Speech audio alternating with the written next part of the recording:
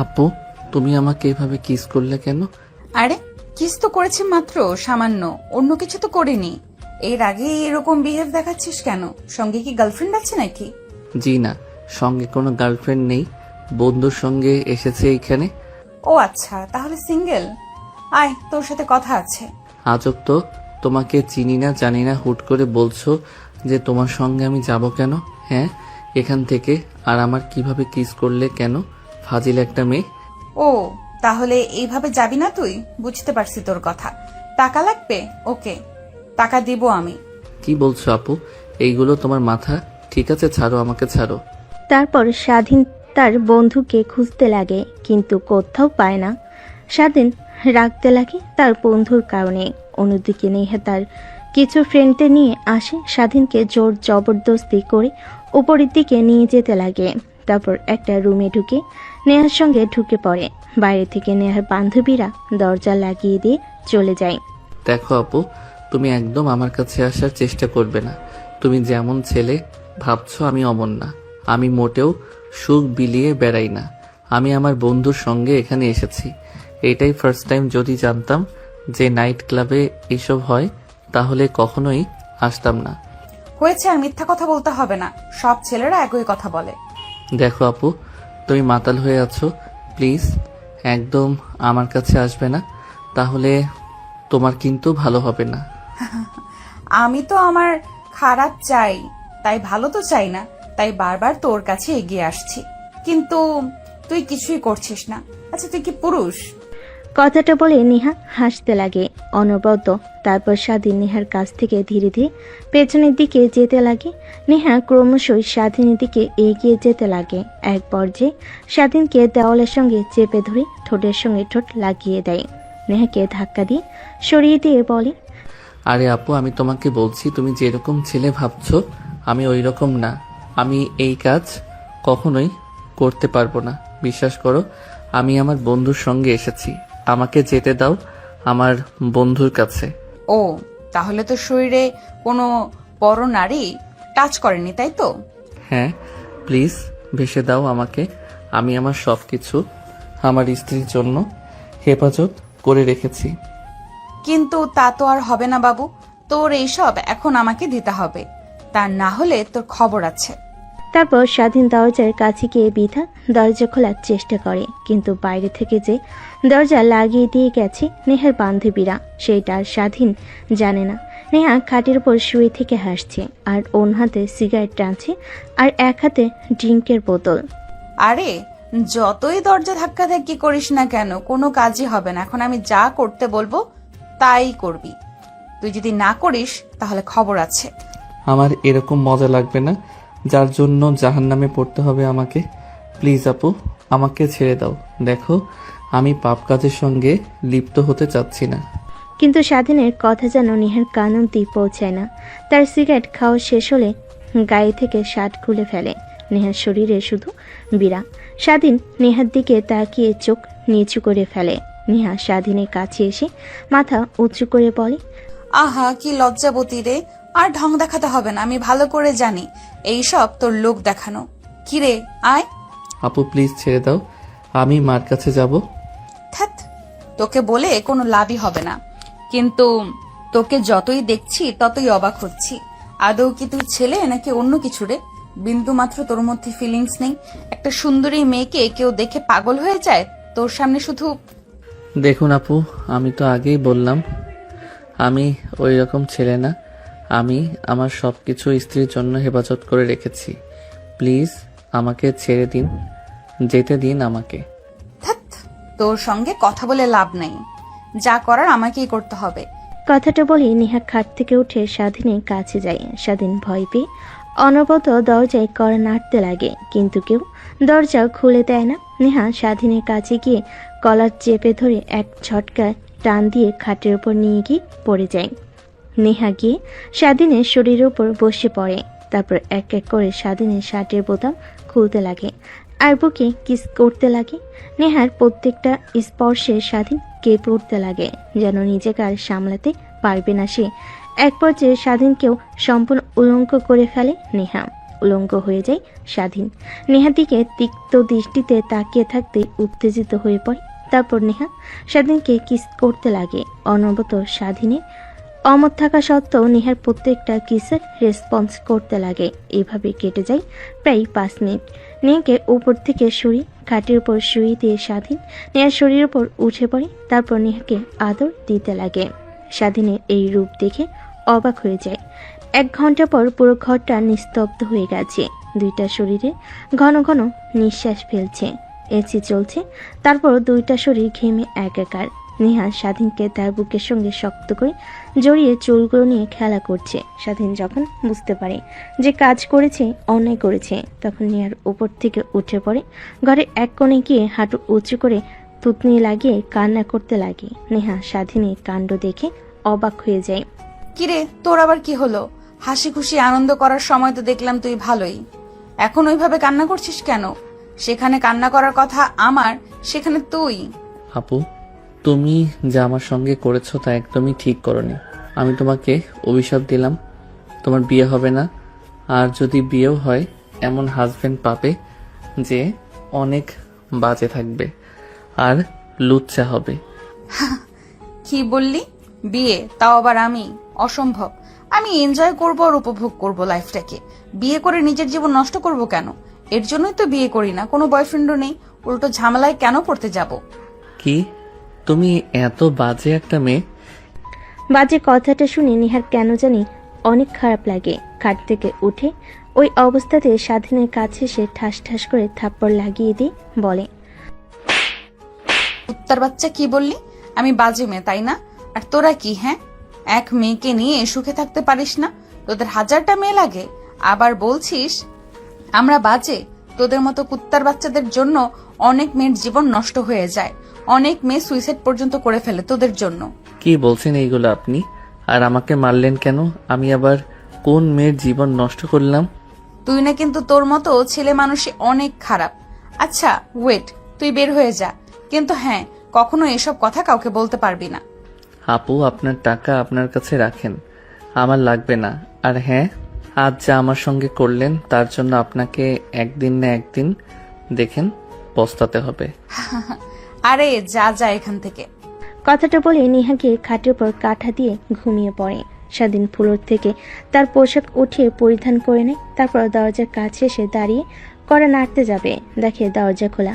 স্বাধীন দেখে অবাক হয়ে যায়। একটু আগে এই দরজা কতবার নক করেছে কিন্তু খুলেনি। এখন দরজা সঙ্গে হাত লাগার সঙ্গে সঙ্গে খুলে গেল। আর কোনো চিন্তা না করে রুম থেকে বেরিয়ে যায় স্বাধীন। শেষবার নেহার দিকে তাকাই, দেখে একটা মায়াবী মেয়ে খাটের উপর শুয়ে আছে। যেন কেউ দেখে বুঝতে পারবে না এই মেয়েটা এত জঘন্য। স্বাধীন সেদিকে এক পলক তাকিয়ে আবার যেতে লাগে। নিচে এসে দেখে তার বন্ধু সোফায় বসে চিন্তা করছে কি যেন। স্বাধীন সামনে দাঁড়াতে স্বাধীনের বন্ধু মাথা তুলে উপরের দিকে তাকায়। স্বাধীনকে দেখতে পেয়ে জড়িয়ে ধরে বলতে লাগে, আরে কোথায় হারিয়ে গিয়েছিলি তুই? এতবার ফোন করছি, মেসেজ দিছি, কোনো রিপ্লাই পাচ্ছি না। কোথায় গিয়েছিস? অনেক টেনশন হচ্ছিল আমার। একটাবার বলে যাবি না আমাকে? তোকে আগে অনেকবার বলেছিলাম আমি এই জায়গাটাতে আসবো না, কিন্তু তুই তো আমার কোনো কথাই শুনলি না। বললি যে ভাবি এইখানে আসবে। আচ্ছা, এখানে যারা আছে প্রত্যেক মেয়ে কি বাজি নাকি? কেন রে, হঠাৎ এই প্রশ্ন করছিস যে? স্বাধীন ভাবতে লাগে সজীবকে বল আদৌ কি ঠিক হবে। নেহা তো বলেছে যেন কাউকে না বলি, তাই বলল না কিছু। না বলে স্বাধীন তার বন্ধুকে নিয়ে নাইট ক্লাবের বাইরে চলে আসে। তারপর গাড়ি করে স্টার্ট দিয়ে বাসার দিকে যেতে লাগে। আরে তুই কিন্তু বললি না নাইট ক্লাবে হঠাৎ করে কোথায় হারিয়ে গিয়েছিলি? ফোন দিলাম, ফোন রিসিভ করছিস না। তুই আমার কথা এড়িয়ে যাচ্ছিস কেন? কিছু হয়েছে? আরে না, কিছুই হয়নি।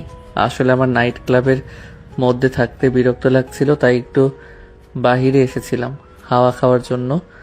আর কখন যে প্রকৃতির মাঝে হারিয়ে গিয়েছিলাম, তোর ফোন ধরতে পারি নাই। কিন্তু তুই তো ওপর থেকে আসলি, যেখানে হোটেলে, ওইখানে তো সব কাপলরা একসঙ্গে রাত কাটায়। তার মানে কি তুই? স্বাধীন তার বন্ধুর কথা শুনে রাগী দৃষ্টিতে সেই দিকে তাকায়। স্বাধীনের বন্ধু সজীব স্বাধীনকে তাকানো দেখে হেসে ফেলে। তারপর গাড়ি স্টার্ট দিয়ে পুনরায় বাসার দিকে যেতে লাগে। বাসার সামনে এসে হর্ন দিতেই দারোয়ান এসে দরজা খুলে দেয়। গাড়িটা পার্কিং লটে রেখে তাদের ফ্ল্যাটে চলে যায়। ফ্ল্যাটে গিয়ে স্বাধীন সোজা তার রুমে চলে যায়। দরজা লক করে ওয়াশরুমে চলে যায় গোসল করার জন্য। যতক্ষণ না গোসল করবে ততক্ষণে শরীর পরিপাক হতে পারবে না। তারপর গোসল করে বাহিরে বের হয়ে মাথার চুল তোয়ালে দিয়ে মুছতে লাগে। ঠিক মতো এমনত অবস্থায় স্বাধীনের ফোন বাজতে লাগে। স্বাধীন অন্য হাত দিয়ে ফোন হাতে নিয়ে দেখে তার মা ফোন করেছে। ফোন রিসিভ করে স্বাধীন বেলকনিতে চলে যায়। হ্যালো, আসসালামু আলাইকুম। এত রাতে ফোন করেছো যে কিছু কি হয়েছে বাড়িতে? না রে বাবা, কিছুই হয়নি। আসলে তোর কথা অনেক মনে হচ্ছিল। তোর বাবা বাসায় নেই, অফিসের কাজে সিলেট গিয়েছে, একা বাসায়। তাই ভাবলাম তোর সঙ্গে একটু কথা বলি। আপু কোথায় গিয়েছে? আপু অন্তত বাড়িতে আছে। হ্যাঁ, আছে তো। তোর আপুর পরীক্ষার রেজাল্ট বের হয়েছে, ভার্সিটিতে ভর্তি হওয়ার জন্য প্রস্তুতি নিচ্ছে। তোদের ওইখানে নাকি সুন্দর আর নামকরা একটা ভার্সিটি আছে, ওইটাতে লেখাপড়া করবে। এর জন্য অনেক পরিশ্রম করছে। ও আচ্ছা, তাহলে তো ভালোই হয়, তাই না? তুমি কি খাবার খেয়েছো? হ্যাঁ, খাবার খেয়েছি। কিন্তু তুই খাবার খাসনি? হ্যাঁ মা, একটু পড়লাম, তাই এখনো খাবার খাইনি। এখন খাবার খেতে যাব, ঠিক তখনই ফোন করেছো। তারপর স্বাধীন তার মায়ের সঙ্গে বেশ কিছুক্ষণ বেলকনিতে দাঁড়িয়ে কথা বলতে লাগে। কথা বলা শেষ করে স্বাধীন রুমে প্রবেশ করে, পোশাক পরে নেয়। তারপর নিচে আসে খাবার খাওয়ার জন্য। দেখে স্বাধীনের বন্ধু সজীব সোফায় বসে কার সঙ্গে যেন ভিডিও কলে কথা বলছে। স্বাধীন সজীবের পাশের সোফায় বসে পড়ে, টিভি অন করে টিভি দেখতে লাগে। সজীব তার গার্লফ্রেন্ডের সঙ্গে কথা বলা শেষ করে স্বাধীনের দিকে তাকিয়ে বলে, কিরে, তোর মন এভাবে মরা কেন? কি হয়েছে আমাকে বল। দেখ, ক্লাবে যদি কিছু হয়ে থাকে আমাকে বল, আমি ওটা সমাধান করে দিচ্ছি। আরে না, কিছুই হয়নি। আসলে কোনো কিছু ভালো লাগছে না, আর বাসার কথা অনেক মনে পড়ছে, তাই হয়তো মন খারাপ দেখাচ্ছে আমার। আমারও ঠিক একই অবস্থা। চল না তোদের গ্রামে যাই, তোদের গ্রাম দেখতে অনেক ভালো লাগে, আমার ঘুরে আসি। কিন্তু কিছুদিন পর তো আবার কলেজে এক্সাম আছে, এই কথাটা মাথায় কি আছে তোর? এখন যদি গ্রামে যাই, শহরে আসতে আসতে তাও 1 মাস লাগবে। পরীক্ষার তো আর খুব সময় বাকি নেই। আরে বাদ দে না। তারপর স্বাধীন আর তার বন্ধু দুজনে মিলে কথা বলা শেষ করে রাত যখন অনেকটা গভীর হয় তখন দুজনে খাবার খেয়ে যে যার রুমে চলে যায়। স্বাধীন রুমে গিয়ে খাটের উপর শুয়ে এপাশ ওপাশ করতে লাগে, কিন্তু তার দু চোখে কোনো ঘুম ধরা দেয় না। বারবার নেহার কথা মনে হতে থাকে। মেয়েটা তার সঙ্গে কি করলো, চেনা নাই জানা নেই, অজ্ঞাত একটা মেয়েকে এভাবে এসে ধর্ষণ করলো। আনমনে ভাবতে লাগে স্বাধীন। কিন্তু আমার তো কোনো দোষ নেই, মেয়ে তা যা করেছে সম্পূর্ণ তার ইচ্ছাই করেছে, আমি তো কিছু করি নাই। আর মেয়েটা তো আমাকে জোর জবরদস্তি করেছে। আর মেয়েটা তো আমার সঙ্গে প্রথম নাই, এর আগেও অনেক ছেলের জীবনে এইভাবে নষ্ট করেছে। এই কোন সমাজে এলাম? আমরা গ্রামে ছিলাম, ভালো ছিলাম। গ্রামে সব মেয়েরা ছেলেদের দেখে ভয় পেত, শহরে দেখি পুরোটাই ভিন্ন। শহরের মেয়েদের দেখে ছেলেরা ভয় পায়। এসবই কথা ভাবতে লাগে স্বাধীন 3 মাস পর। আচ্ছা বাবা, তোর বোন তো তোদের এই শহরে ইউনিভার্সিটিতে চান্স পেয়েছে। 2 ভাই বোন একই বাসায় থাকতে পারিস না? দুজনে আলাদা থাকিস কেন? আরে মা, তোমার যে বজ্জাত ছেলে, আমি কতবার করে ফোন করে বলি, ভাই আমার বাসায় আয়, ও আসেই না। একটা ফ্ল্যাট নিয়ে আমি আর আমার এক বান্ধবী থাকি, 2টা রুম ফাঁকাই পড়ে থাকে, ও এসে থাকতে পারে না। আরে আপু, তুমি তোমার বান্ধবীকে নিয়ে থাকো, ওইখানে আমি গেলে তোমার বান্ধবী কি মনে করবে বলো তো? এর কারণেই আমি যাই না।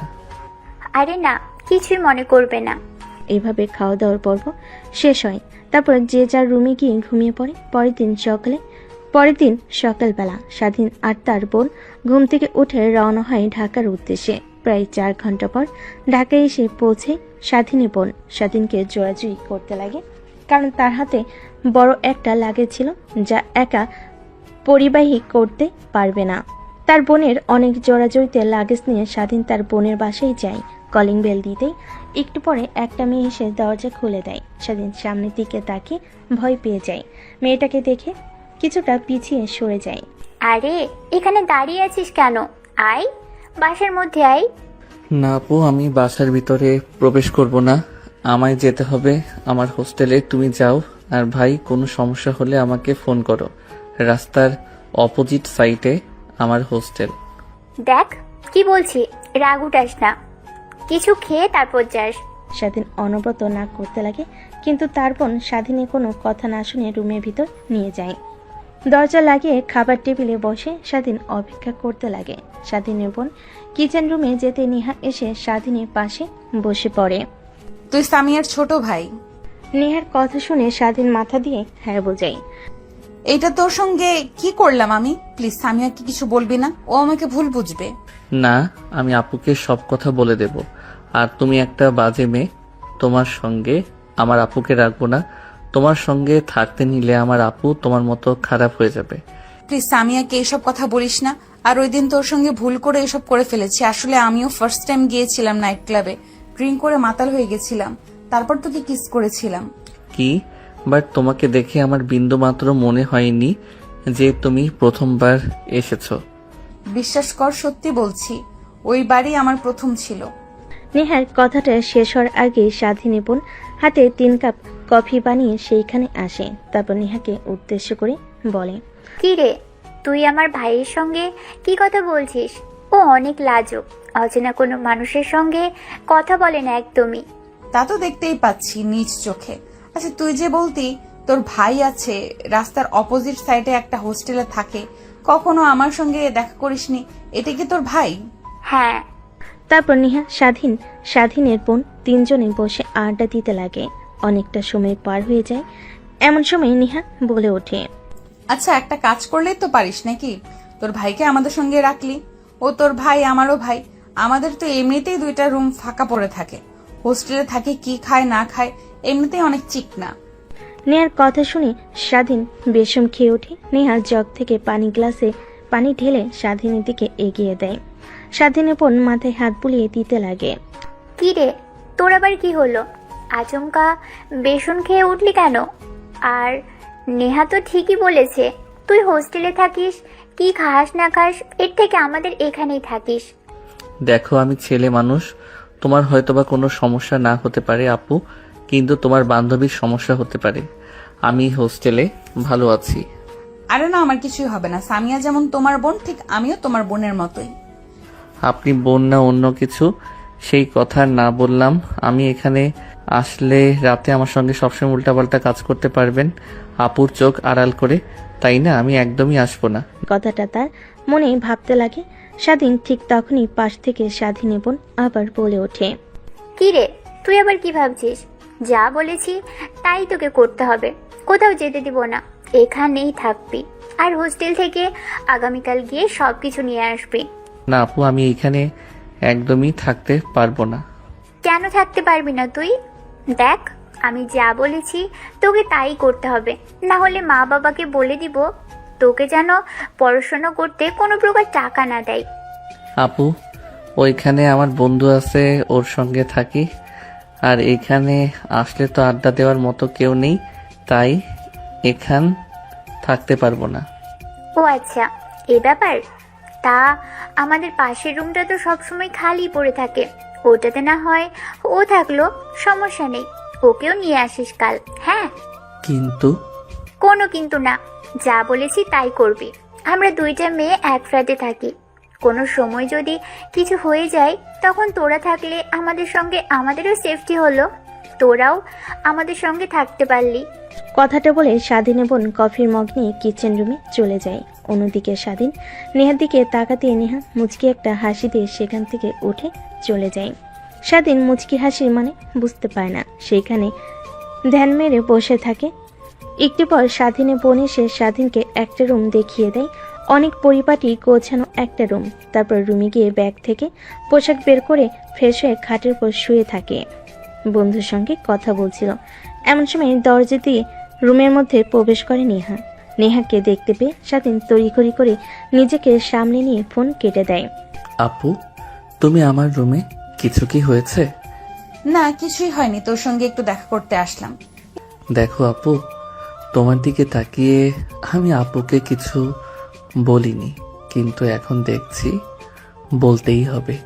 কথাটা বলেই যে স্বাধীন তার বোনকে ডাকতে যাবে, ঠিক তখনই নেহা দৌড়ে গিয়ে স্বাধীনের ঠোঁটের সঙ্গে ঠোঁট লাগিয়ে দিয়ে চুষতে লাগে। স্বাধীন বড় বড় চোখ করে তাকিয়ে থাকে নেহার দিকে। প্রায় 5 মিনিট পর নেহা স্বাধীনকে ছেড়ে দিয়ে ঠোঁট মুছতে লাগে। জানিস, ওই দিনের পর থেকে আমি একদমই তোকে ছাড়া কিছুই ভাবতে পারি নাই। তোকে অনেক খোঁজার চেষ্টা করেছি, নাইট ক্লাবে অনেক গিয়েছি তোর জন্য, কিন্তু কোথাও তোকে খুঁজে পাইনি। দেখো আপু, একদমই তুমি আমার সঙ্গে আজে বাজে কাজ করবে না, তাহলে আমি এইখান থেকে চলে যাব। আপু, আব্বু না টাকা দিলে কি হবে? আমি কিছু একটা করে নেব। ও আচ্ছা, আমরা আজে বাজে কাজ করছি তাই না? চল তাহলে তোকে বিয়ে করে ফেলি, তখন আর তো আজে বাজে কাজ হবে না, সব বৈধ হবে, তাই না? কি? তাও আবার তোমার মতো বাজে একটা মেয়েকে বিয়ে করব? অসম্ভব, একদমই না। যেই মেয়ে নাইট ক্লাবে একটা ছেলেকে দেখতে পেয়ে তার উপর ঝাঁপিয়ে পড়ে, না জানি আমাকে রেখে যখন আমার থেকে সুন্দর কাউকে দেখবে তার সঙ্গে আবার ওই কাজ করা শুরু করবে। স্বাধীনের কথা শুনে নেহার অনেক রাগ হয়, কারণ সে তো একবার বলেছে যে নিজের মধ্যে ছিল না, ড্রিঙ্কস করে মাতাল হয়ে গিয়েছিল। তাই রাগে নেহা স্বাধীনের দিকে এগিয়ে যেতে লাগে। ঠিক এমন অবস্থায় পিছন থেকে স্বাধীন উপর নেহাকে উদ্দেশ্য করে বলে, কি রে, তোকে পাঠালাম যে যা স্বাধীনকে ডেকে নিয়ে আয় খাবার খাওয়ার জন্য, আর তুই এসে দুজনে গল্প শুরু করেছিস। নেহা নিজেকে সামলে নিয়ে পিছনের দিকে তাকায়, দেখে স্বাধীন বোন। তারপর নেহা তার মুখে কৃত্রিম হাসি রেখা টেনে বলে, আরে তুই বললি না তোর ভাই অনেক লাজুক, তাই তোর ভাইয়ের লজ্জা ভাঙাচ্ছি। হয়েছে, আমার ভাইকে আর লজ্জা ভাঙাতে হবে না। এখন আয় তুই আমার সাথে, আর স্বাধীন তুইও আয়, খাবার খেয়ে নিবি। কথাটা বলি স্বাধীন বোন নেহাকে নিয়ে রুম থেকে বেরিয়ে আসে। নেহা বারবার স্বাধীনের দিকে রাগী দৃষ্টিতে তাকিয়ে থাকে। স্বাধীন বুঝতে পারে তার আজকে খবর আছে। তারপর শোয়া থেকে উঠে খাবার টেবিলে চলে যায়। খাবার খাওয়া শেষ করে স্বাধীন রুমে এসে ভালোভাবে দরজা লাগিয়ে তারপর লাইট অফ করে মোবাইল অন করে বন্ধুর সঙ্গে গেমস খেলতে লাগে। রাত যখন অনেক গভীর হয় তখন দেখতে পায় তার পায়ে ভার ভার অনুভব হয়। স্বাধীন ভয় পেয়ে যায়। ফ্ল্যাশ লাইট অন করে দেখে নেহা তার পায়ের উপর বসে আছে। স্বাধীন চিৎকার দিতে যাবে, এর আগে নেহা এসে স্বাধীনের মুখে হাত দিয়ে চেপে ধরে। দেখ, তুই তোর বোনকে কি বলবি? উল্টো আমি বলবো তুই আমাকে জোর জবরদস্তি করেছিস। তখন দেখবি তোর বোন তোর কোনো কথাই বিশ্বাস করবে না, আমার কথা বিশ্বাস করবে। আর ওই আমি সবকিছু ভিডিও রেকর্ড করে রেখেছি, যদি চিৎকার চেঁচামেচি করিস তাহলে ভিডিওটা তোর বোনকে আর তোর বাবা মাকে দেখিয়ে দেব, তখন দেখবি তোর কি হাল করে। নেহার কথা শুনে স্বাধীনও বলতে লাগে। নেহা কিছুই বুঝতে পায় না। স্বাধীন মুখ থেকে হাত সরাতে স্বাধীন ঘন ঘন নিঃশ্বাস নিতে লাগে। আর যদি অল্প কিছুক্ষণ হাত মুখে দিয়ে রাখতো তাহলে নির্ঘাত পরপরে চলে যেত। আরে আপু, তুমি কি আমাকে মেরে ফেলতে চেয়েছিলে নাকি এভাবে মুখ চেপে ধরে? আরে তোকে মারবো কেন? তোকে তো ভালোবাসবো, আদর দেব। ভালোবাসার মানুষ কি কখনো মেরে ফেলা যায় বল? আপু, তুমি হয়তোবা ভুলে যাচ্ছ যে আমি তোমার থেকে 4 বছরের জুনিয়র। এটা কখনো সম্ভব না। কি সম্ভব না? তুই হয়তো আমার আসল পরিচয় জানিস না। আমি যা একবার চেয়েছি তাই পেয়েছি। আমি এখানে তোর বোনের সঙ্গে মা বাবার সঙ্গে রাগ দেখিয়ে তাদের সঙ্গে অভিমান করে এইখানে এসে রয়েছি। না হলে আমার আশেপাশে সব সময় সর্বনিম্ন 20 থেকে 25 জন বডিগার্ড মোতায়েন থাকতো। আর কি বললি? আমার পেছনে পেছনে অনেক ছেলে লাইন দিয়ে দাঁড়িয়ে আছে, তাদের দিকে আমি ফিরেও তাকাই না। তুমি তাহলে যাও না সেই ছেলেদের কাছে, দেখবে তোমার চাহিদা ও পূরণ করবে, তুমিও আনন্দ পাবে। কিন্তু আমি তো তোমার থেকে জুনিয়র, তোমার চাহিদা পূরণ করতে পারবো না। প্লিজ আপু, আমার সঙ্গে এসব আর করবে না। আর আমি তখন বলেছি উল্টাপাল্টা কিছু করলে আমি এখান থেকে চলে যাব। বুঝতে পারছি, সোজা আঙুলে ঘি উঠবে না, আঙুল বাঁকাতেই হবে। কি তার মানে? তুমি ওই দিন রাতে মদ খেয়ে? স্বাধীনকে আর কোনো কথা বলতে না দিয়ে নেহা স্বাধীনের উপর শুয়ে পড়ে। ঠোঁটের সঙ্গে ঠোঁট লাগিয়ে চুষতে লাগে আর পা দিয়ে স্বাধীনের পায়ে অনবরত টাচ করতে লাগে, যেন স্বাধীন উত্তেজিত হয়ে যায়। আর তাকে সুখ দিতে পারে, কিন্তু স্বাধীন পাথরে নাই সেইখানে শুয়ে থাকে। এক পর্যায়ে নেহা স্বাধীনের রেসপন্স না দেখে অনেকটা রেগে যায়। রেগে স্বাধীনের ঠোঁটে কামড় দেয়। স্বাধীন আহ বলে ওঠে। তারপর এক এক করে নেহা স্বাধীনের শরীর থেকে পোশাক খুলতে লাগে। নেহার প্রত্যেকটা স্পর্শে স্বাধীন কেঁপে উঠতে লাগে। এক পর্যায়ে নিজেকে আর সামলাতে না পেরে নেহার সঙ্গে তালে তাল মিলাতে লাগে। দুজন হারিয়ে যায় ভালোবাসার এক অতল গভীরে। 2 ঘন্টা পর নেহা স্বাধীনের বুকের উপর শুয়ে আছে। যাতে নেহার চুলগুলোতে হাত বুলিয়ে দিচ্ছে, যেন সে নিজের মধ্যে নেই। ঠিক তখনই নেহা বলে ওঠে, আচ্ছা জানিস, তোকে যে বলেছিলাম না আমি ড্রিঙ্ক করে মাতাল হয়ে তোর সঙ্গে ওইসব করেছি, মিথ্যা কথা বলেছি। আমি ড্রিঙ্ক করি অনেক আগে থেকেই, কিন্তু কখনোই মাতাল হতাম না। কিন্তু তোকে দেখে মাতাল হয়ে গেছিলাম, জোর জবরদস্তি করতে লাগি। ভেবেছিলাম তুই বাজে, কিন্তু না। কিন্তু ওই দিনের পর থেকে তোকে নিয়ে ভাবতে ভাবতে কখন যে তোকে ভালোবেসে ফেলেছি আমি নিজেও জানি না। বিশ্বাস কর, আমি তোকে অনেক ভালোবাসি। হ্যাঁ, বুঝতে পারছি। আর কিছু বলবেন? কি বুঝলি তুই? নেহা স্বাধীনের বুকের উপর থেকে মাথা উঁচু করে স্বাধীনের দিকে তাকিয়ে কথাটা বলে, এইটাই বুঝতে পারলাম যে আমি আপনার চাহিদা পূরণ করার বাহক মাত্র। এসব ভালোবাসার অভিনয় করতে হবে না। আমি কি বলি, একটা ভালো ছেলে দেখে বিয়ে করে ফেলেন, অযথা কোনো ছেলের জীবন নিয়ে খেলা না করে। হ্যাঁ, বিয়ে তো করতে চাই, কিন্তু যাকে করব সে তো আর রাজি হচ্ছে না। কোনো জোর করে ওইসব করতে পারলে, কেন জোর করে এইসব করতে পারলে আমার সঙ্গে অন্য আরেকটি ছেলেকে উঠে বিয়ে করতে পারবেন না? সব অভিনয় করেন আপনি, তাই না? হ্যাঁ, অভিনয় তো করি বটে, কিন্তু আগে সকালটা হতে দে, তারপর তোকে দেখাচ্ছি। স্বাধীন নেহার দিকে একবার তাকে উপরের দিকে তাকিয়ে বলে। স্বাধীন আর কিছু বলে না, কারণ সে ভালো করে জানে নেহার সঙ্গে যত কথা বলবে ততই নেহা তার সঙ্গে তর্কাতর্কি করবে। এক পর্যায়ে স্বাধীন নেহাকে শক্ত করে জড়িয়ে ধরে অবাক হয়ে যায়, তারপর ঘুমিয়ে যায়। পরের দিন সকালবেলা ঘুম থেকে স্বাধীন উঠে দেখে নেহা নেই। বুঝতে পারে যে সে রুম থেকে চলে গিয়েছে।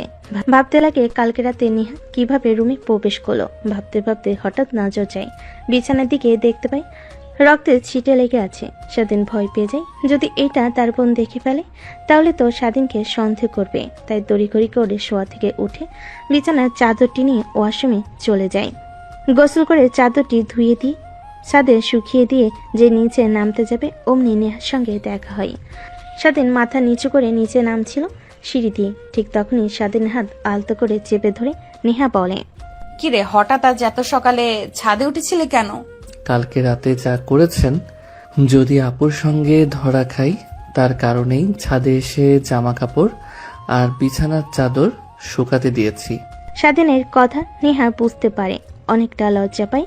তারপর স্বাধীনকে দেওয়ালের সঙ্গে চেপে ধরে মাথা পিছন দিকে হাত দিয়ে কিস করতে লাগে। স্বাধীন রেগে গিয়ে নেকে ধাক্কা দিয়ে সরিয়ে দেয়। কি শুরু করেছেন আপনি? হ্যাঁ বলেন তো। আমি বলছি যে আমি আপনার ছোট, তারপরেও এসব করছেন। আবার প্রকাশ্যে যদি আপু দেখে ফেলে তখন কি হবে ভাবতে পারছেন না? একবার জ্যান্ত পুঁতে রাখবে মাটিতে আমাকে। এমনিতে কোনো মেয়ের সঙ্গে দেখতে পারে না আমাকে, এর কারণে আমার কোনো মেয়ে ফ্রেন্ড নেই। কথাগুলো কেন জানি নেহার বুকে তীরের মতো এসে লাগে। তারপর নেহার পাশ কাটিয়ে স্বাধীন নিচে চলে আসে। তারপর স্বাধীন রুমে গিয়ে জামা কাপড় পরে নেয়। রুমে বসে বন্ধুর সঙ্গে কথা বলছিল, তখন স্বাধীনের বোন এসে খাবার খাওয়ার জন্য বলে। তারপর স্বাধীন রুম থেকে বের হয়ে নিচে গিয়ে খাবার খেয়ে নেয়। তারপর স্বাধীন তার বোনকে বিদায় জানিয়ে নিচে চলে আসে। তখনই নেহা এসে স্বাধীনের হাত চেপে ধরে। স্বাধীন নেহার কাছ থেকে তার হাত সরানোর চেষ্টা করে। ঠিক তখনই নেহা স্বাধীনের দিকে রাগী দৃষ্টিতে তাকায়। স্বাধীন নেহার তাকানো দেখে ভয় পেয়ে চুপসে যায়। তারপর একটা রিক্সা দাঁড় করিয়ে নেহা উঠে পড়ে, সঙ্গে স্বাধীনও। তারপর রিক্সাওয়ালা মামাকে কাজী অফিসের কথা বলতে স্বাধীন অবাক হয়ে যায়। নেহাকে কিছু বলবে, কিন্তু তার অগ্নি মাখা চোখের সামনে আসার সঙ্গে সঙ্গে সবকিছু ভুলে যায়। একটু পর কাজী অফিসে চলে আসে নেহা। স্বাধীনকে কাজী অফিসের সামনে দাঁড় করিয়ে কথায় যেন চলে যায়। সে পালাবে কিনা এসবই ভাবছে, কিন্তু কেন যেন তখনই নেহা তার সঙ্গে 4-5 জন লোক নিয়ে আসে। তারপর নেহা স্বাধীনের কাছে এসে হাত চেপে ধরে কাজী অফিসের ভিতরে চলে যায়। কাজী অফিসের সামনে থাকা 2টা চেয়ারে স্বাধীন আর নেহা বসে পড়ে। আরে নেহা মা, তুমি এখানে? হ্যাঁ আঙ্কেল, বিয়ে করব। কি বলছো মা? বিয়ে করবে মানে? বিয়ে তো আর সামান্য বিষয় নয়, এর জন্য সাক্ষী লাগে আর বাবা মার মত লাগে। কিন্তু তোমার মা বাবা কই? কাউকে তো দেখতেছি না। কিন্তু আঙ্কেল, আপনি হয়তো বা ভুলে গিয়েছেন যে একটা মেয়ে আর ছেলের প্রাপ্তবয়স্ক হলে তারা বিয়ে করতে পারে, বাবা মার কোনো দরকার পড়ে না। তো আপনাকে যা করতে বলেছি তাই করেন, আর এই 4 জন হচ্ছে আমাদের সাক্ষী। ঠিক আছে মা। তারপর কাজী সাহেব, স্বাধীন আর নিহার দুজনেই বিয়ের কার্যক্রম করতে লাগে। একটু পরে স্বাধীনকে কবুল বলতে বললে স্বাধীন কবুল বলে না। পাশ থেকে নিহা স্বাধীনকে তার কাছে এগিয়ে নিয়ে এসে কানে কানে বলতে লাগে, দেখ, এখন যদি কবুল না বলিস, সিনক্রেট করিস, তাহলে আমার কাছে যে ভিডিওটা আছে তা তোর বাবা মার কাছে পাঠিয়ে দেব। আর তোর বোনকে আমি কান্না করে করে তোর সম্বন্ধে উল্টাপাল্টা কথা বলবো। তখন দেখি তুই কিভাবে আমাকে বিয়ে না করে, তখন আমাকে এমনিতে তোকে বিয়ে করতে হবে। এর থেকে আমি যা বলি তুই আমাকে বিয়ে কর, কেউ জানতে পারবে না। তুই লেখাপড়া কর, প্রতিষ্ঠিত হলে তখন আমরা না হয় সবাইকে বলে দিব। কিন্তু আপু, আমি তো আপনাকে ভালো। স্বাধীনের কথা শেষ না হতে নিহা স্বাধীনের হাত শক্ত করে চেপে ধরে আর চোখে বড় বড় করে তাকিয়ে থাকে। স্বাধীন ভয় পেয়ে ঢোক গিলে সামনে থাকা গ্লাস থেকে পানি ডকডক করে খেয়ে ফেলে। তারপর একসঙ্গে কবুল কবুল বলে ওঠে। নেহাকে বলার সঙ্গে সঙ্গে নেহা কবুল বলে ওঠে। তারপর কাজী সাহেব দেনা পাওনা দিয়ে নেহা আর স্বাধীন দুজনেই কাজী অফিস থেকে বের হয়ে আসে। স্বাধীন কান্না করতে লাগে। নেহা এটা দেখে ভুরু কুচকে স্বাধীনের দিকে তাকায়। কিরে, তুই কান্না করছিস কেন? কান্না করব না কি করব? তোমার মতো একটা বুইড়া বেটির সঙ্গে আমার বিয়ে হয়েছে, আর আমাকে কোনো মেয়ে বিয়ে করবে না কারণ আমি বিবাহিত। আমার কতদিনের স্বপ্ন ছিল একটা জুনিয়র মেয়েকে বিয়ে করব, সুখের সংসার করব। তার হবে না? কেন হবে না? সব হবে। আমি তো আছি নাকি তোর পাশে? কথাটা বলে নেহা স্বাধীনের চোখে থাকা পানি টিস্যু দিয়ে মুছতে লাগে। স্বাধীন মুখ তুলে সামনে তাকিয়ে অবাক হয়, কারণ তার বন্ধু সজীবের হাত একটা মেয়ের হাত চেপে ধরে এইদিকে নিয়ে আসছে। কান্তার বন্ধু সজীব একটা মেয়ের হাত চেপে ধরে এইদিকে নিয়ে আসছে। স্বাধীন দেখে অবাক হয়ে যায়। সজীব তার মুখ ঢেকে ফেলে, কারণ স্বাধীনের চোখ আড়াল হয় না। কি রে সজীব, তুই এখানে? আর এই মেয়েটাই বাকি? ওহ ভাইয়া, তাহলে আপনি স্বাধীন আর এ হচ্ছে বাটপার সুজিত। আমাকে বিয়ার লগন দেখে অনেক কিছু করেছে, কিন্তু এখন আর বিয়ে করতে চাচ্ছে না, তাই জোর করে বিয়ে করতে নিয়ে এসেছি ভাইয়া। যখন আসছেন তাহলে উপকার হয় আমাদের সাক্ষী দিয়ে দেন। মেয়েটার কথা শুনে স্বাধীন অবাক হয়ে যায়। ড্যাব ড্যাব করে সজীবের দিকে তাকিয়ে থাকে। কে রে এই মেয়েটা? কে? আর যা বললো তা কি আদৌ সত্যি নাকি মিথ্যা কথা? আরে ভাই হ্যাঁ, এর সঙ্গে আমার অনেক দিনের রিলেশনশিপ। তুই জানিস না, তোর অগোচরে অনেক কিছু করেছি আমরা, কিন্তু আমি তো এখানে কি বিয়ে করতে পারবো না? আমার লাইফে আছে পড়ালেখা, এখনো শেষ করিনি, তাহলে বিয়ে করে খাওয়াবো কি? আমি কি তোকে খাওয়াতে বলছি? আমাকে বলছি শুধু আমাকে বিয়ে কর। তুই আমার কাছে ধরা থেকে গেলি, লেখাপড়া শেষ করো তুমি, তারপর না হয় সবাইকে জানাবো আমাদের সম্পর্কটা। কিন্তু বিয়েটা করতে হবে কেন? তারপর সজীব আর সজীবের গার্লফ্রেন্ড দুজনেই তর্কাতর্কি করতে লাগে। স্বাধীন দুজনের দিকে তাকিয়ে থাকে। নেহা অবাক হয়ে যায়। আরে থামবি তোরা? কাজী অফিসের সামনে দাঁড়িয়ে কি করছিস এইসব? তোরা দেখ, সবাই তোদের দিকে তাকিয়ে আছে।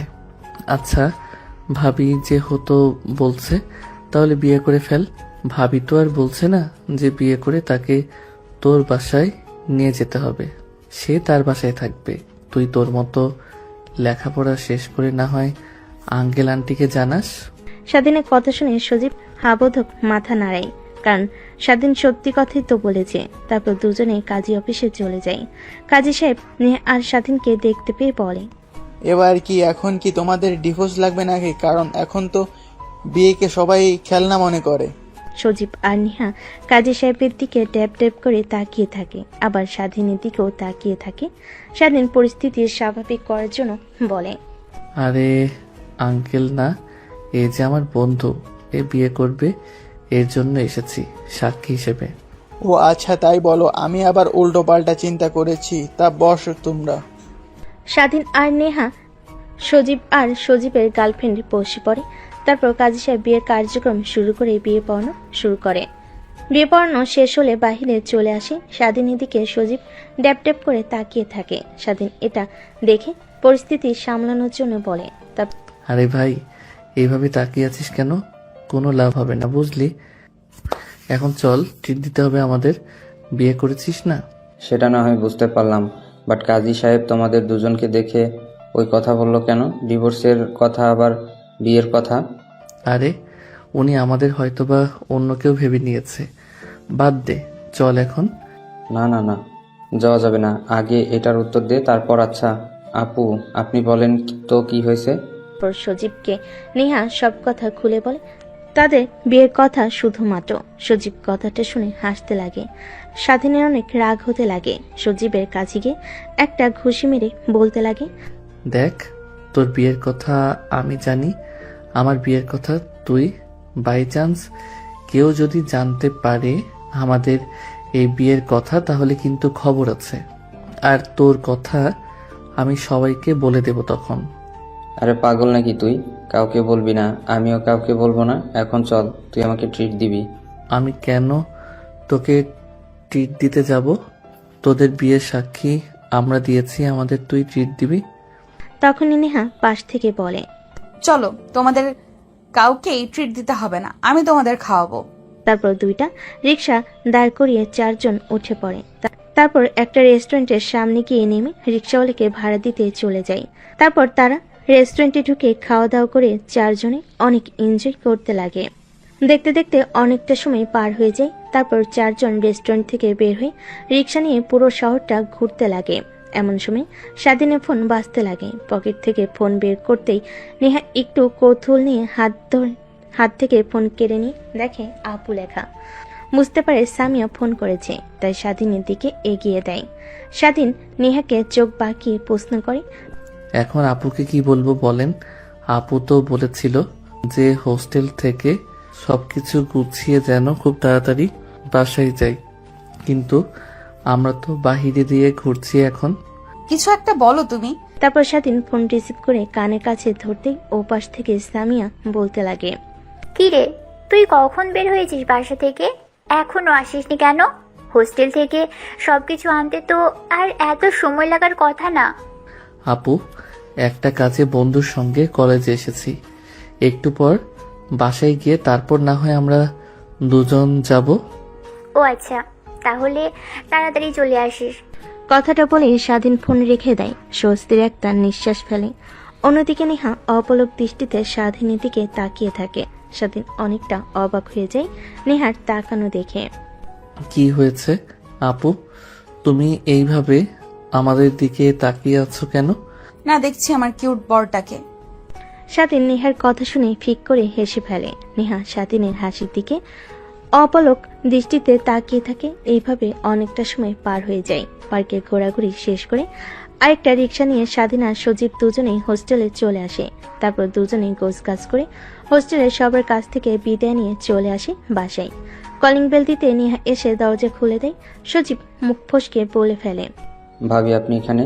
পাশ থেকে স্বাধীনের বোন সবকিছু শুনতে পায়। কে ভাবি? কার ভাবি? কিসের ভাবি? না মানে আপু মুখ ফসকে বের হয়ে গেছে। ও আচ্ছা, বুঝতে পারছি। তা তোমরা ভিতরে আসো। তারপর সজীবকে একটা রুম দেখিয়ে দেয়। সজীব তার রুম অনেক পছন্দ হয়। গোছগাছ করে স্বাধীনের রুমের মধ্যে প্রবেশ করে দেখে স্বাধীন মোবাইলে গেমস খেলছে। স্বাধীনের পাশে বসে বলতে লাগে, কিরে, কিছু তো বুঝতে পারলাম না। নেহা ভাবি এখানে কেন? নেহা হলো আমার আপুর বান্ধবী। কি? হ্যাঁ, সত্যি। কেমনে কি ভাই? তুই কি তাহলে নেহা ভাবিকে আগে থেকে চিনতি নাকি? আর তোকে কোনো মেয়ে যদি চোখের ইশারা দিত তাও তো আমার কাছে এসে বলতেই, কিছুই তো বললি না। কিছু হয়েছে, ব্যাপার খুলে বলতো। স্বাধীন সজীবের এমন প্রশ্নে কি বলবে বুঝতে পারে না।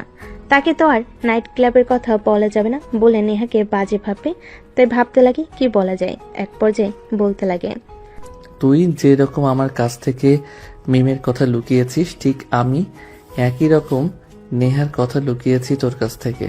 ও আচ্ছা, তাই বল। তারপর সজীব আর স্বাধীন দুজনেই কথা বলতে লাগে। অনেকটা সময় পার হয়ে গেলে স্বাধীন বোন তাদের দুজনকে ডাকতে লাগে খাবার খাওয়ার জন্য।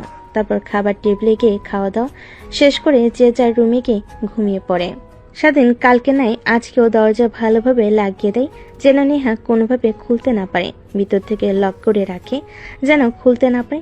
তারপর রুমে এসে খাটের পর শুয়ে পড়তে চোখ লেগে আসতে ঠিক তখনই ফোন ভাইব্রেশন হতে লাগে। ফোন হাতে নিয়ে দেখে অচেনা নাম্বার, তাই পাশে রেখে দেয়। একের পর এক ফোন আসতে লাগে। স্বাধীন বিরক্তি নিয়ে রিসিভ করে কানে কাছে ধরতেই ও পাশ থেকে তীক্ষ্ণ গলায় বলতে লাগে, কিরে, তোর দরজা ভেতর থেকে লাগিয়ে রেখেছিস কেন? কালকের মতো লক করে রাখতে পারিসনি? ও, তা আপনি আমার নাম্বার পেলেন কোথা থেকে? সেটা তোকে জানতে হবে না। দরজা খুলতে বলিস দরজা খোল, না হলে দরজা ভেঙে ভেতরে ঢুকবো কিন্তু। আরে না না, দরজা ভাঙতে হবে না। এমনিতেই কালকে তুমি আমাকে রাতে ঘুমাতে দাওনি। প্লিজ, আজকে কিছু হবে না, ঘুম পাচ্ছে অনেক। তুই দরজা খুলবি কিনা সেটাই আগে বল। নেহার রাগী কণ্ঠ দেখে স্বাধীন ভয় পেয়ে যায়। দরজা খুলে দিতে নেহা রুমের মধ্যে প্রবেশ করে দরজা লাগিয়ে দিয়ে স্বাধীনের দিকে রাগী দৃষ্টিতে তাকায়। কি বলেছিলি দরজা খুলবে না, তাই না? ওয়েট, দেখাচ্ছি তোকে মজা। কথাটা বলে নেহা স্বাধীনের দিকে এগিয়ে যেতেই লাগে। কালকে নাই আজকেও স্বাধীন পিছু হতে লাগে। এক পর্যায়ে সোফায় গিয়ে বসে পড়ে। নেহা সোফার দুপাশে হাত দিয়ে স্বাধীনের দিকে ধীরে ধীরে এগিয়ে যেতে লাগে। দেখো আপু, এসব করা একদমই ঠিক হচ্ছে না। ভুলবশত যদি তোমার পেটে বাবু চলে আসে তখন কি হবে? আসলে আসবে, সেটা নিয়ে তোকে ভাবতে হবে না। এখন যা করছি তা করতে দে, না হলে তোর খবর আছে। কিন্তু দেখ, কোনো কিন্তু করবি না। তোর এরকম দ্বিধাদ্বন্দ্বের কারণে আমি তোকে কিন্তু বিয়ে করেছি শরীয়ত মোতাবেক। তুই আমার স্বামী, তোর কাছ থেকে স্ত্রীর অধিকার আমি পেতেই পারি, না হলে জোর করে আদায় করব। দেখো আপু, আমি তোমাকে সব কথা খুলে বলি, তখন তোমার ভয়ের তো চেহারা দেখে কিছু বলিনি। আমি তোমাকে স্ত্রী হিসেবে মানতে পারবো না, কারণ আমার বাবা মা কখনো তোমার মতো একটা মেয়েকে তাদের ছেলের বউ হিসেবে একদমই দেখতে পারবে না। কেন, আমার মধ্যে এমন কিসের অভাব আছে যে আঙ্কেল আন্টি আমাকে তাদের ছেলের বউ হিসেবে মানতে পারবে না? ছোটখাটো পোশাক পরো, নাইট ক্লাবে যাও, এসব কোনো ভালো মেয়ের কাজ না। এটা যদি একটাবার আমার বাবা মা জানে তাহলে তো আরো কখনোই মানবে না। হ্যাঁ, এটাই ঠিক। আগে অনেক গিয়েছি, বাট বিশ্বাস কর 3 মাস হলো নিজেকে একদম পরিবর্তন করে ফেলেছি। তোর বোনের সঙ্গে দেখা হওয়ার পর থেকে একসঙ্গে থাকি। আর জিজ্ঞেস করতে পারিস তোর বোনকে কোন জায়গায় যায় নাকি? তোর বোনের সঙ্গে সব সময় থাকি, ভার্সিটিতে যাই একসঙ্গে, সবকিছু করি। ও আচ্ছা। হ্যাঁ, আরো তুমি আমাকে যেভাবে বলবে সেভাবেই চলবো। পর্দা করে বোরকা পরে বাহিরে চলাফেরা করতে বললে সেটাও করব। প্লিজ আমাকে ভালোবেসে নিজের করে নাও, কখনো দূরে সরিয়ে দিও না। স্বাধীনের কেন জানি নেহার বলা কথাগুলো শুনে অনেক ভালো লাগে, তাই নেহাকে আলতো করে নিজের দিকে এগিয়ে নিয়ে আসে। নেহার হাত ছেড়ে দিতে স্বাধীনের উপর পড়ে যায়। নেহা স্বাধীনকে শক্ত করে নিজের আওতায় নিয়ে আসে, পিছনে চুল চেপে ধরে ঠোঁটের সঙ্গে ঠোঁট লাগিয়ে ফেলে স্বাধীন। তারপর অনবরত কিস করতে লাগে। নেহা স্বাধীনের ভালোবাসা পেয়ে প্রতিনিয়ত শিউরে উঠতে লাগে। তারপর সোফার উপর থেকে নেহাকে উঠি কোলে করে খাটের উপর নিয়ে এসে ফেলে দেয়। তারপর এক এক করে শার্ট খুলতে লাগে, প্যান্ট খুলে নেহার উপরে ঝাঁপিয়ে পড়ে। অনেকটা সময় পার হয়ে গেলে স্বাধীন নেহার উপর ক্লান্ত হয়ে শুয়ে পড়ে আর স্বাধীনের চুলগুলোতে হাত বুলিয়ে দিতে লাগে। এমন সময় স্বাধীন নেহাকে প্রশ্ন করে, আচ্ছা, কিভাবে এত কিছু হয়ে গেল? তাই না, আপনি কি আমাকে আগে থেকে চিনতেন, পছন্দ করতেন? সত্যি বলতে হ্যাঁ, অনেক আগে থেকেই। আর কোনো কথা নেই। শুনছেন নীরবতা দুজনের মধ্যে বিরাজ করে। একটু পর নেহা স্বাধীনকে তার উপর থেকে সরিয়ে ফ্লোর থেকে পায়জামা আর 3 পিস পরতে লাগে। স্বাধীন নেহার দিকে অপলক দৃষ্টিতে তাকিয়ে থাকে। এক পর্যায়ে খাট থেকে উঠে পিছন দিক থেকে নেহাকে শক্ত করে জড়িয়ে ধরে ঘাড়ে অনবরত কিস করতে লাগে। নেহা মুচকি একটা হাসি দেয়। আরে কি করছো, ছাড়ো, সকাল হয়ে যাবে। আবার না ঘুমালে কালকে আবার ভার্সিটিতে যেতে হবে, উঠতে পারবো না। হলে হবে, সমস্যা কি? চলো আবার। কি না, আর পারবো না, সরি, মাফ চাই। আজকের মতো এখানেই সমাপ্ত, কালকে। এইটা বলে কোনো লাভ হবে না। কথাটা বলে স্বাধীন নেহাকে কোলে তুলে নেয়। তারপর বিছানায় নিয়ে গিয়ে এক এক করে নেহার শরীর থেকে জামা কাপড় খুলতে লাগে। আবারও দুজন হারিয়ে যায় ভালোবাসার অতল সাগরে। অনেকক্ষণ পর স্বাধীন ক্লান্ত হয়ে নেহাকে জড়িয়ে ধরে শুয়েছিল। এমন সময় স্বাধীনের মাথায় একটা প্রশ্ন ঘুরপাক খায়। নেহার দিকে তাকিয়ে ছোট্ট করে একটা আলতো করে কিস করে বলতে লাগে, একটা প্রশ্ন করব, যদি কিছু মনে না করো। কেন? একটা কেন, হাজারটা প্রশ্ন করো, আমি সব প্রশ্নের উত্তর দিব নির্দ্বিধায়। আচ্ছা, আপনি কি এতিম না আপনার ফ্যামিলি আছে? আমার ফ্যামিলি আছে, বাবা মা ভাই বোন সবাই আছে। তাহলে একা থাকেন কেন? আর আপু বলল যে আপনার কথা মা বাবার কাছে, আপনি নাকি আপনার মা বাবার সঙ্গে অভিমান করে রয়েছেন। হ্যাঁ। কিন্তু কেন?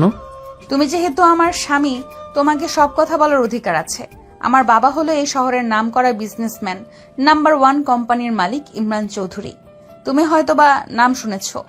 হ্যাঁ, শুনেছি তো, অনেক কোটিপতি বাংলাদেশের নাম্বার 1 কোম্পানির মালিক। হ্যাঁ, কিন্তু এটাই হলো আমার শত্রু। প্রতিনিয়ত বাবার রুলস ফর্মালিটি মেনে চলতে তার বডিগার্ড সর্বক্ষণ আমাকে পাহারা দেয়। আমার যা একদমই ভালো লাগে না, আর তাদের লাইফস্টাইল আমার অনেক বাজে লাগে। তাই সাধারণ মানুষের মতো জীবনযাপন করতে চাই। বাবাকে বলতে নিলে সে বলে তার অনেক শত্রু, আমার বিপদ হবে, তাই সে আমাকে একা ছাড়তে চায় না। তাই বাবা মার সঙ্গে ঝামেলা করে আমি বাসা থেকে বের হয়ে আসি। তারপরে শহরে এসে এই বাসা কিনে এখানে উঠি। তারপর ভার্সিটিতে গেলে তোমার বোনের সঙ্গে আমার পরিচয় হয়। সেই থেকেই আমরা দুজন একসাথেই থাকি। ও আচ্ছা, তাহলে এই ব্যাপার। আঙ্কেল তো ঠিকই বলেছে, কারণ কোটি কোটি টাকার মালিক হলে তার শত্রু অনেক থাকে। তোমার কোনো ক্ষতি হতে পারে যদি কেউ জানতে পারে তুমি এখানে আছো।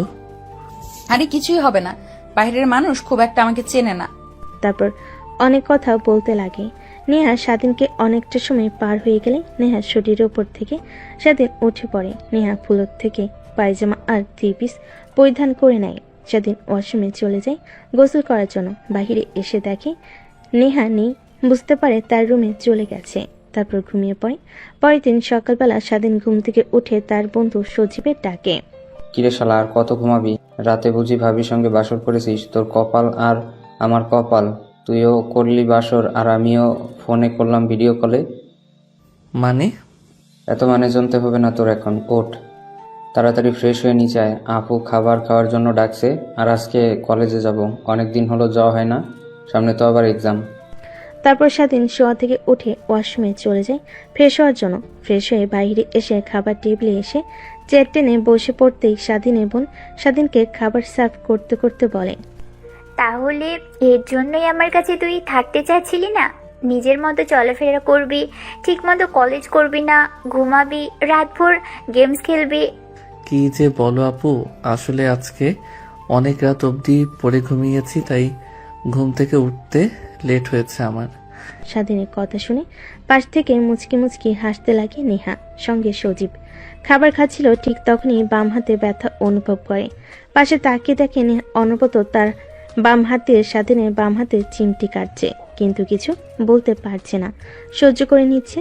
এক পর্যায়ে হাত সরিয়ে নেহার দিকে রাগী দৃষ্টিতে তাকাতে নেহা স্বাধীনকে চোখের ইশারা দিয়ে খাবার খেতে বলে। তারপর খাওয়া দাওয়া শেষ করে স্বাধীন তার রুমে চলে যায়।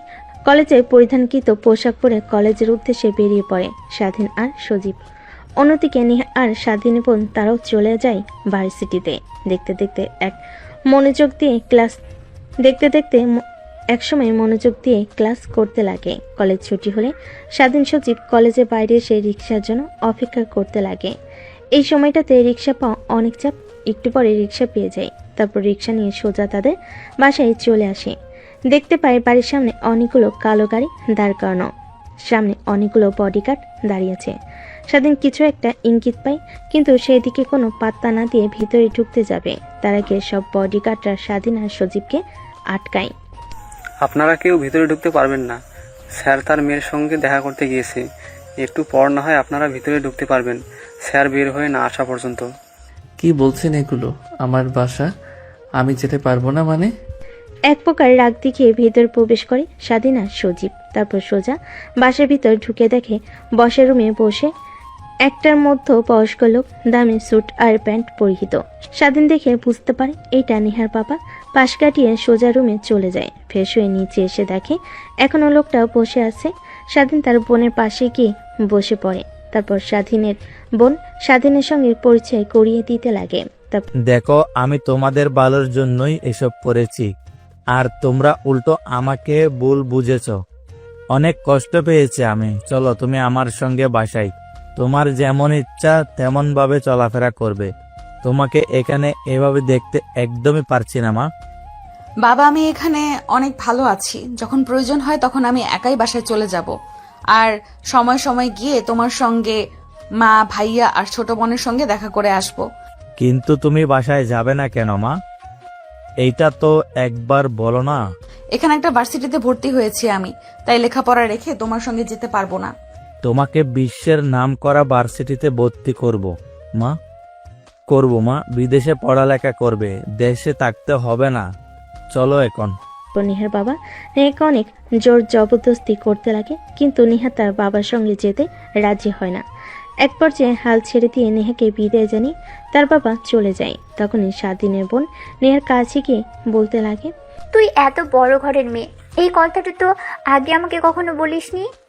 তোকে যদি বলতাম আগে, তাহলে আমার সঙ্গে কখনোই বন্ধুত্ব করতে না, তার কারণেই বলিনি। আর আমি তো বাবার সামনেই বললাম, সাধারণ মানুষের মতো জীবন যাপন করতে চাই আমি, তার কারণেও আর তোকে বলা হয়নি। কিন্তু আমি যা ভালো মনে করি, তোর বাবা যা করেছে তোদের ভালোর জন্য করেছে, তোর বাবার কথা শোনা উচিত। তারপর নেহা আর সামিয়া দুজনে অনেক কথা বলতে লাগে। ঠিক তখনই পাশ থেকে সজীব স্বাধীনের কানে কানে বলতে লাগে, শালা, তোর তো রাজকপাল রে। রাজকুমারীও পেয়ে গেলি, রাজত্বও পেয়ে যাবি কিছুদিন পরে। কি বলছিস এসব? আরে শালা, শুনলি না?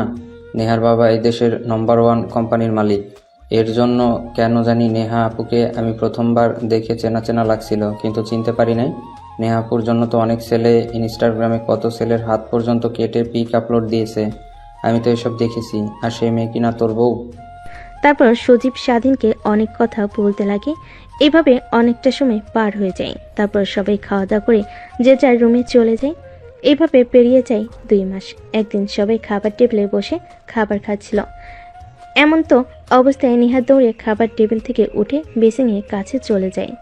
নেহাকে খাবার টেবিল থেকে দৌড়ে উঠে যেতে দেখে স্বাধীনের বোন সামিয়া নেহার কাছে গিয়ে দেখে নেহা অনবরত বমি করে চলেছে। সামিয়া বুঝতে পারে না নেহার বমি হওয়ার কারণ কি। এক পর্যায়ে নেহা বমি শেষ হলে সামিয়া নেহাকে পানি খাইয়ে দিয়ে মাথায় পানি দিয়ে তার রুমে নিয়ে গিয়ে শুয়ে দিয়ে আসে। তারপর আবার খাবার খেতে টেবিলে আসে। তখনই স্বাধীন প্রশ্ন করে, আচ্ছা আপু, নেহাপুর কি হয়েছে? হঠাৎ করে উঠে বেলসিনের কাছে গেল যে? আরে আমিও তো বুঝতে পারলাম না কি হয়েছে ওর। গিয়ে দেখি অনবরত বমি করে চলেছে।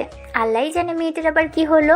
কথাটা বলে স্বাধীনের বোন খাবারের প্লেটগুলো নিয়ে কিচেন রুমে চলে যায়।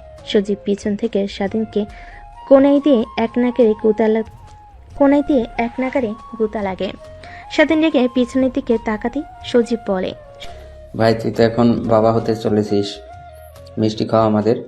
বাবা মানে কি বলছিস এসব কথা তুই? আরে হ্যাঁ, কারণ একটা মেয়ে কখন বমি করে জানিস? যখন তার পেটে বাচ্চা থাকে, তখন খাবার খাওয়ার সঙ্গে সঙ্গে বমি করে। আর আমি বেশ কিছুদিন ধরে দেখছি নেহা আপুর মধ্যে কেমন যেন পরিবর্তন, পেট ধীরে ধীরে ফুলে উঠছে।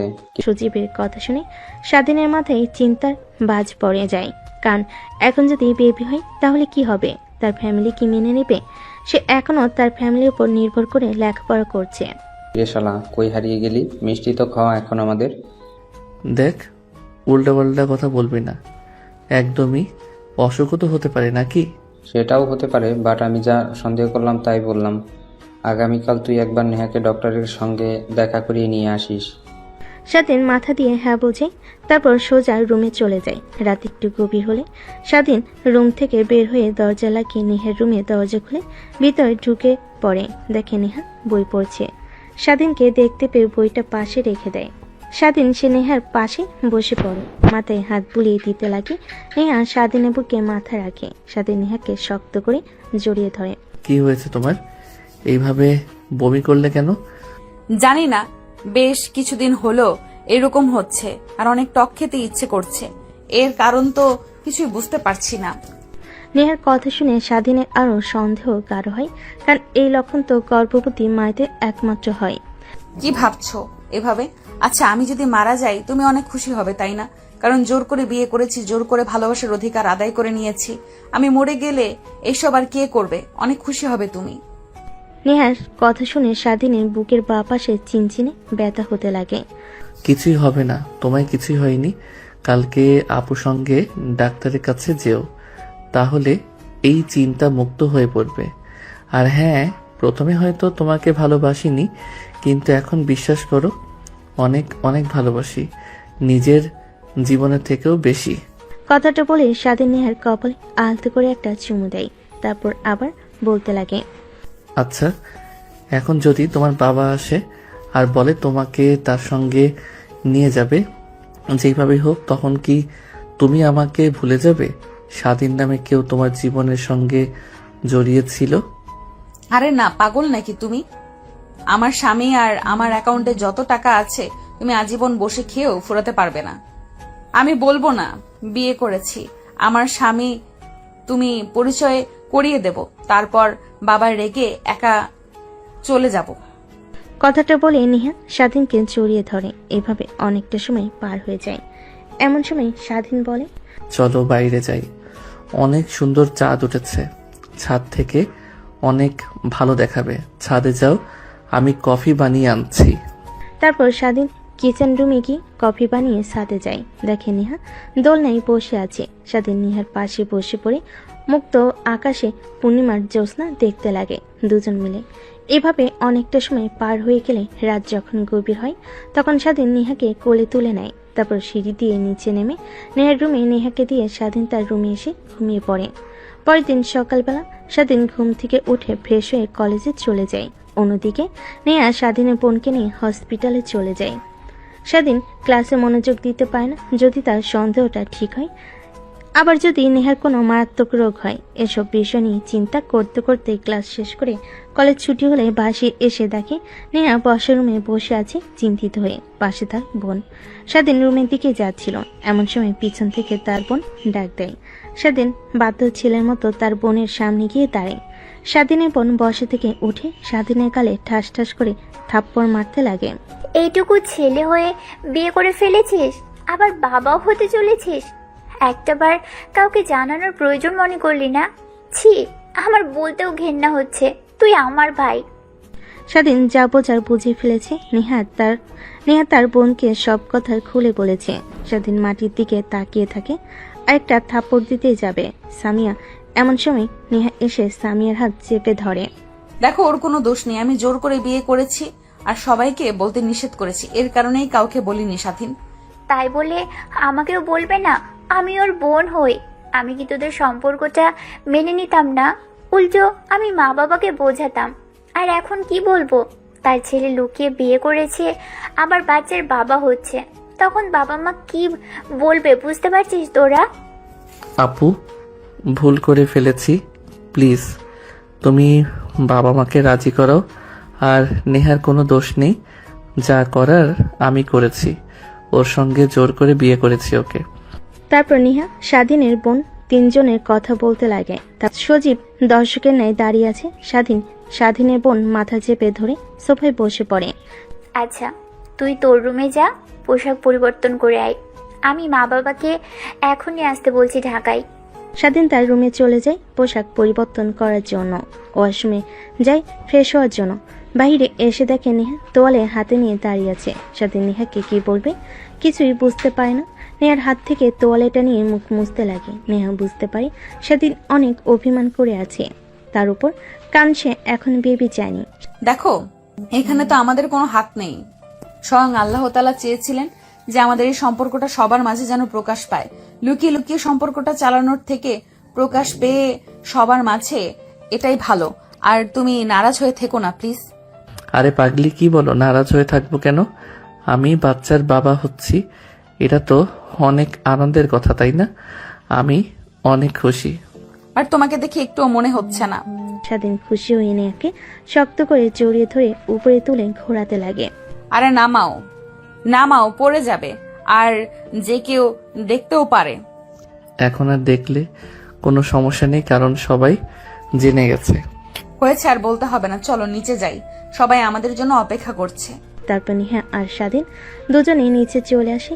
এভাবে সময় কোথা দিয়ে পার হয়ে যায় বুঝতে পারে না। সন্ধ্যা হতে স্বাধীনের বাবা মা সবাই চলে আসে। ইমিডিয়েটলি খবর দেওয়াতে তার একটু চিন্তিত হয়ে আসে। রুমের মধ্যে ঢুকে স্বাধীন আর সামিয়াকে সুস্থ দেখে স্বস্তির নিঃশ্বাস ফেলে। বাবা, তোদের কিছু হয়নি তো? হঠাৎ করে তোরা তাড়াহুড়া করে খবর দিলি, কিছু কি হয়েছে তোদের? স্বাধীন কোনো উত্তর না দিয়ে মাথা নিচু করে ফেলে। তারপর স্বাধীনের বোন তার বাবা মাকে সব কথা খুলে বলতে লাগে। অনেক রাগ হতে লাগে। নেহার দিকে তাকিয়ে নিমিষেই সব রাগ মাটি হয়ে যায় তাদের, কারণ এত সুন্দর একটা মেয়ে। নেহা এগিয়ে এসে স্বাধীনের মা বাবার পা ছুঁয়ে সালাম করে। বেঁচে থাকো মা, বেঁচে থাকো। কিন্তু তোমরা যা করেছো একদমই কাজটা ঠিক করনি। তোমরা যদি আমাদের বলতে, আমরা ধুমধাম করে আয়োজন করে বিয়ে দিতাম, কিন্তু যা করার তো করেই ফেলেছো। এখন ছেলের বিয়ে না দেখে নানা হচ্ছি। কথাটা বলে সেইখানে থাকা সবাই হাসতে লাগে। ঠিক তখনই দরজার কলিং বেল বাজতে লাগে। স্বাধীনের বোন গিয়ে দরজা খুলে দেয়। তখনই হুড়মুড়িয়ে ভেতরে প্রবেশ করে নেহার বাবা মা, ভাই আর ছোট বোন। স্বাধীনের বাবা নেহার বাবাকে দেখে অবাক হয়ে যায়। দাঁড়িয়ে হ্যান্ডশেক করতে লাগে আর বলতে লাগে, আরে দোস্ত, তুই এখানে? আমারও তো একই প্রশ্ন, তুই এখানে কেন? আরে এইটা হচ্ছে আমার মেয়ে, আর এটা হচ্ছে আমার ছেলে। এরা দুজন এই বাসাতে থাকে। কি, তার মানে স্বাধীন তোর ছেলে? আর নেহা মামনি তোর মেয়ে? নেহার বাবা মাথা দিয়ে হ্যাঁ বোঝায়। তারপর স্বাধীনের বাবা আর নেহার বাবা দুজনেই হাসতে লাগে।